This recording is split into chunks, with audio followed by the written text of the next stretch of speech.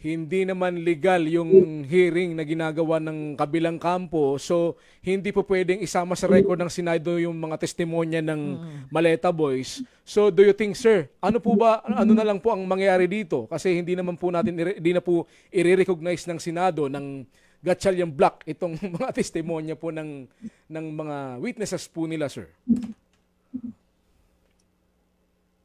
I mean, in the overall scheme of things, it doesn't matter, no? Kasi ang pinakamahalaga naman yung ombudsman yung ginagawa ng ombudsman na investigasyon So, mas matimbang 'yon kung ako tatanungin mo. Mas importante yung testimonya na binibigay ng mga quote-unquote Maleta Boys doon sa ombudsman, 'di ba?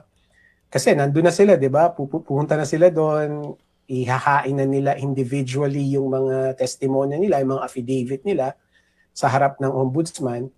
And that is what is more significant or important kesa yung mga testimonya nila sa harap ng Blue Ribbon Committee, whatever Blue Ribbon Committee for that matter, no? Kasi hindi naman criminal investigation 'yun Hindi na, wala namang epekto 'yun sa pagkulong o sa pagbawi ng mga perang ninakaw. So it doesn't really matter, no?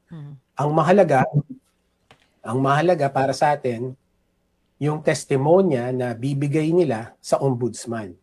Kasi yun ang sabi kung may halaga ba doon sa gusto natin mangyari na yung makulong, dapat makulong, yung mga perang ninakaw, mabalik sa kaban ng bayan. Yun lang naman Yun lang naman ang makapagsabi sa atin nun Okay. Huli na lang.